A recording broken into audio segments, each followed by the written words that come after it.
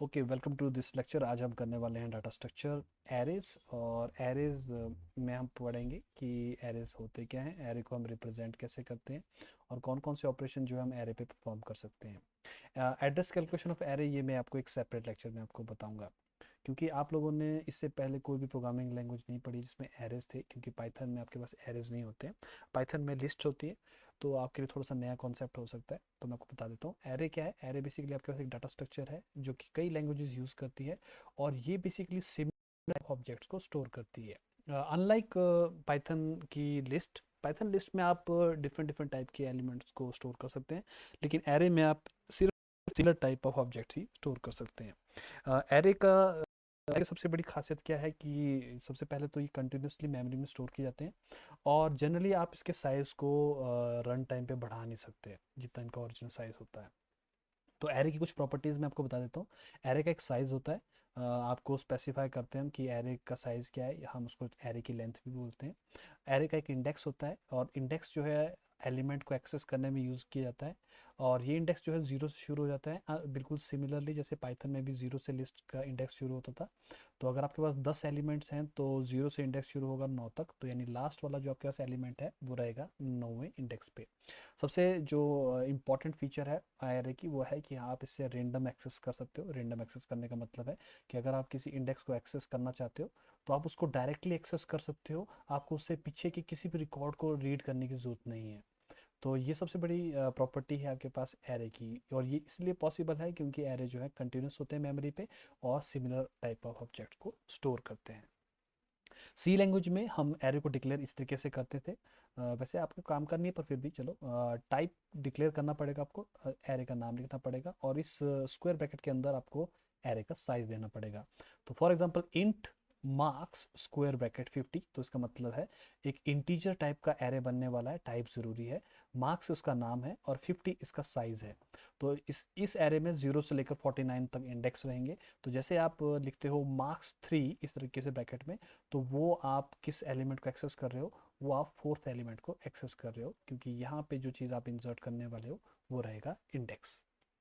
तो आप एरे पे कौन कौन से ऑपरेशन परफॉर्म कर सकते हैं। आप एरे को ट्रैवर्स करते हैं। ट्रैवर्स का मतलब है आपको हर एलिमेंट को विजिट करना है, और हो सके तो उसको प्रिंट करना है।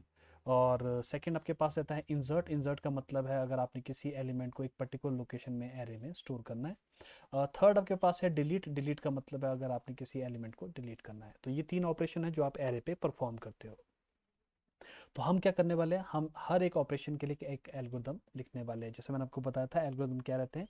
एल्गोरिदम आपके पास स्टेप्स रहते हैं, वो स्टेप्स जिनको आप यूज़ करते हो किसी टास्क को परफॉर्म करने के लिए। जब भी आप एल्गोरिदम लिखते हो तो मैं आपको थोड़ा सा बेसिक बता देता हूँ। सबसे पहली बात, एल्गोरिदम जो है ये हम प्लेन इंग्लिश में लिखते हैं, हम इसको सूडो कोड भी कहते हैं। इसमें जनरली कोई कोडिंग नहीं होती, कोई सिंटेक्स नहीं होता। आप इसको एज मच पॉसिबल रीडेबल बनाने की कोशिश करते हो। हर एल्गोरिदम का एक नाम होता है, और ये आप नाम अपनी तरीके से दे सकते हो। और उसके बाद हम मेंशन करते हैं कि ये किस किस वेरिएबल पे कुछ प्रोसेसिंग करने वाला है। फॉर एग्जांपल, जैसे मैं लिखता हूँ ट्रैवर्स और ब्रैकेट के अंदर लिखता हूँ एरे A1, तो ये बोलता है कि एरे आपके पास एल्गोरिदम का नाम है ट्रैवर्स, और ये इस एरे A1 पे काम करने वाला है।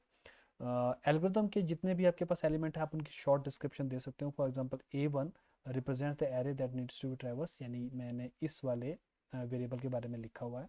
और एल्गोरिदम के अंदर कुछ टेम्परेरी वेरिएबल भी हो सकते हैं कैलकुलेशन के लिए, आप उनको भी मेंशन कर सकते हो। For example I and J are the temporary variable, इस तरीके से आप लिख सकते हो। तो मैं आपको अब एल्गोरिदम लिखने वाला हूँ ट्रैवर्सिंग एरे। एरे को ट्रैवर्स कैसे करते हैं। एरे को ट्रैवर्स करना बहुत आसान है। जैसे मान लेते हैं ये आपके पास एक एरे है, अब एरे का जो इंडेक्स है वो 0 से शुरू होता है, और वो जाएगा जितना भी आपका साइज होगा वहाँ तक। अब क्योंकि अगर आपका साइज 10 है तो लास्ट इंडेक्स जो है वो 9 होगा। तो इंडेक्स शुरू होगा 0 से लेकर, और कहाँ तक जाएगा, जितना भी साइज होगा उससे एक पीछे तक वो जाएगा, n-1 तक जाएगा अगर n साइज है। तो फॉर एग्जांपल अब मैं आपको बताने वाला हूँ इस एल्गोरिदम के बारे में। इसका नाम है ट्रैवर्स, नाम रखा हुआ है। ये दो वेरिएबल है जो इसको यूज करने वाला है। एरे ए एक एरे है, साइज n इसका साइज है। तो बेसिकली ए जो है, A represents array to be traversed with n elements, यानी कि n इसका साइज है, j is A temporary variable. तो हम इसको ट्रैवर्स कैसे करते हैं, बहुत सिंपल है। हम शुरुआत करते हैं स्टेप 1, ये स्टेप 2 है। स्टेप 1 में एल्गोरिदम शुरू हो गया। स्टेप 2 में हम इस जे वेरिएबल को 0 लिखते हैं। 0 लिखने का रीज़न ये है कि इंडेक्स जो है 0 से शुरू होगा। अब हमें नीचे वाले स्टेप्स जो है रिपीट करने हैं। स्टेप्स 4 एंड 5 कब तक रिपीट करने हैं?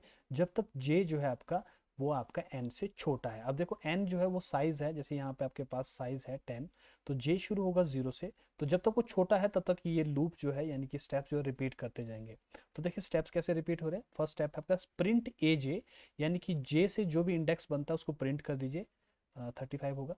फिर जे को एक इंक्रीमेंट कर दीजिए, J is equal to J plus one. तो पहले जे 0 है, फिर जे 1 होगा, 2 होगा, 3 होगा। ये तब तक चलता जाएगा जब तक जे जो है एन से छोटा है। जैसे ही जे एन के बराबर हो जाएगा ये वाला लूप जो है आपका रुक जाएगा और आप तब तक सब के सब एलिमेंट्स को ट्रैवर्स करके प्रिंट कर चुके होंगे। तो इस तरीके से आपके पास एरे को करने का एल्गोरिथम बन जाता है। दूसरा आपके पास inserting element in array. Array में एलिमेंट कैसे इंसर्ट करते हैं, वैसे कई मेथड है, मैं आपको एक सिंपल मेथड बताता हूँ। फॉर एग्जांपल जैसे आपके पास एक एरे है मान लेते हैं, और ये मान लेते हैं कि काफ़ी बड़ा है, हम ये मान रहे हैं कि एरे काफ़ी बड़ा है और शुरू में 6 एलिमेंट्स है जो भरे हुए हैं। अब आप चाहते हो कि इस थर्ड लोकेशन पे एक नया एलिमेंट डाला जाए, ये थर्ड लोकेशन। तो ये कैसे आप कैसे करोगे? ऑफ कोर्स इस एलिमेंट को यहाँ पे अगर आपने सेव करना है तो बाकी एलिमेंट को आपको खिसकाना पड़ेगा राइट के साइड को। तो हम जनरली क्या करते हैं, आपके जो एलिमेंट्स हैं उनको हम आगे की तरफ खिसकाते हैं। तो जो लॉजिक है वो ये है कि जहाँ तक आपके पास साइज है एरे का, हम उस एरे से बेसिकली उसको कॉपी करना शुरू कर देंगे हर एलिमेंट को उससे नेक्स्ट वाले पोजीशन पे, ये एज्यूम करके कि आपको आपका जो एरे है वो अवेलेबल है, यहाँ पे खाली जगह है आपके पास अवेलेबल। और इस तरीके से जब सारे एलिमेंट्स को आप खिसका दोगे तो अपने डिजायर्ड एलिमेंट को वहाँ पे इंसर्ट कर सकते हो। तो देखते हैं ये कैसे होता है। इसका एल्गोरिथम का नाम है इंसर्ट। एरे का साइज है ए, सॉरी नाम है ए, साइज है एन, के लोकेशन है जहाँ पे आपने एलिमेंट को इंसर्ट करना है, वी उसकी वैल्यू है, या वी लिख सकते हो या आइटम लिख सकते हो, जैसा भी आपने लिखना है। तो मैं दिखाता हूँ कैसे होगा।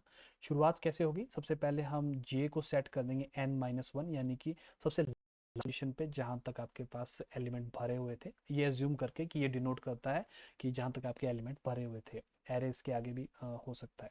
अब आपको नेक्स्ट स्टेप्स जो है रिपीट करने हैं। कैसे रिपीट करने हैं? जब तक आपका जे जो है वो के से बड़ा चल रहा है, क्योंकि जे को हमने एक्चुअली में एरे लास्ट में इस वक्त रखा हुआ है इस तरीके से, और के वो लोकेशन है जहाँ पे आपका एलिमेंट जो है इंसर्ट होना है। तो हमारा काम ये है कि हम इस जे को इससे नेक्स्ट वाली लोकेशन पे सेव करते जाएंगे और फिर जे को खिसकाते जाएंगे पीछे की तरफ, फिर ये लास्ट से एक कम हो जाएगा और हम उससे नेक्स्ट में उसकी वैल्यू को सेव करते जाएंगे। ये हमारे पास आइडिया है। तो आइडिया कैसे है, A J plus one is equal to A J, यानी कि ए जे वाली लोकेशन को जे प्लस वन वाली लोकेशन में सेव कर दो। तो आप सोच सकते हो ये जे है और ये उससे नेक्स्ट लोकेशन है यानी कि j प्लस वन। तो अब मैंने उसकी वैल्यू को कॉपी किया है। उसके बाद मैं j को घटा दूंगा 1 से, तो j अब यहाँ पे था, उसके बाद वो घट के आ जाएगा यहाँ पे। ये प्रोसेस तब तक चलता जाएगा जब तक आप इस k लोकेशन पे पहुँच नहीं जाते हो। जब आप यहाँ तक कर चुके हैं तो आपके पास ये सारे के सारे एलिमेंट जो है आगे खिसक चुके हैं, और आगे खिसकने के बाद अब आपको क्या करना है, लास्ट में उस एलिमेंट को kth लोकेशन पे सेव करना है। तो instead of item I should write v जो है इसकी वैल्यू थी। तो इस तरीके से आपके पास जो है इंसर्ट करने का एल्गोरिथम जो है वो बन जाता है।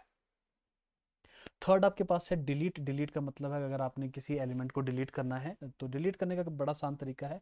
फॉर एग्जांपल जैसे मान लेते हैं ये आपके पास एरे है, अब मान लेते हैं कि आप इस आइटम को डिलीट करना चाहते हैं। तो वेरी सिंपल, आपको करना क्या है, सिंपली ये जो एलिमेंट्स है इनको आगे खिसकाना है और ये वैल्यू जो ऑटोमेटिकली ओवरराइट हो जाएगी और आपके पास जो है आइटम जो है डिलीट कर दी जाएगी। तो वैसे ही कर रहा हूँ। डिलीट एल्गोरिथम का नाम है एरे जो है ए, ये एरे है, साइज उसका एन है, और एल जो है वो लोकेशन है जिसको हमने डिलीट करना है। तो ये हम डिलीट कैसे करेंगे, वेरी सिंपल।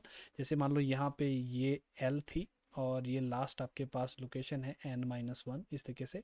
तो आपको इस एल तक पहुंचना है कॉपी करते हुए, तो आपने इस एल से शुरू करना है और एल प्लस वन वाली लोकेशन को कॉपी करना है इस तरीके से। तो ये बड़ा ही सिंपल सा मैकेनिज्म है, इस तरीके से आपको कॉपी करना है डाटा को। तो आपके पास लूप चलाएंगे हम, copy A J plus one two A जे, इस तरीके से आपने कॉपी करना है और जे को आपने इंक्रीमेंट करते जाना है। और इस तरीके से आपकी जो वैल्यूज़ हैं वो आपके पास शिफ्ट होती चली जाएगी, क्योंकि आप देखोगे कि ये आपके पास जो स्लाइड है, तो ये आपके पास अगर jth लोकेशन है तो ये j प्लस वन लोकेशन थी। तो डाटा देखो कहाँ से कहाँ को जा रहा है, J+1 से J की तरफ को जा रहा है इस तरीके से। तो उस तरीके से आप देख रहे हो कि मैंने एल्गोरिथम लिखा हुआ है। तो J+1 इस तरीके से आपका इंडेक्स जो आगे आगे बढ़ता जाएगा और आपके सारे एलिमेंट्स जो हैं वो शिफ्ट हो जाएंगे और इस तरीके से आइटम डिलीट हो जाएगी। ये तो मैंने आपको बताया था कि किस तरीके से हम एरे में काम करते हैं। एल्गोरिथम बेसिकली क्या है, प्लेन इंग्लिश में आपके स्टेप्स हैं जिसको हम स्यूडो कोड भी कहते हैं। और एरे आपके पास एक लीनियर अरेंजमेंट है आइटम्स का मेमोरी पे। 3 ऑपरेशन मैंने आपको बता दिए जो ये चीज़ परफॉर्म करते हैं। एक और मैं आपको समझा देता हूँ, ये जो अब मैंने डिलीट का एल्गोरिथम बताया, ऑफ कोर्स आप इसको और भी अच्छे तरीके से कर सकते हो अगर आप चाहो तो। अगर आपके लिए आइटम्स की ऑर्डरिंग इंपॉर्टेंट नहीं है तो डिलीट करने का एक बहुत फास्ट मेथड भी है। मैं चाहूँगा कि थोड़ा सा दिमाग लगाओ कि बिल्कुल फास्ट कैसे हो सकता है, बिल्कुल एलिमेंट्स को बिना खिसका। तो एक मेथड है जहाँ पे आप यूज़ कर सकते हो। तो आई होप कि आपको कुछ पता लगा होगा इस लेक्चर में। अगर आपको कोई भी क्वेश्चन है तो काइंडली इस वीडियो के कमेंट सेक्शन में कमेंट कीजिए। होपफुली मैं आपको उसके बारे में कुछ सजेशन दे सकूँगा या आपकी जो क्वेरीज है उसको सॉल्व कर सकूँगा।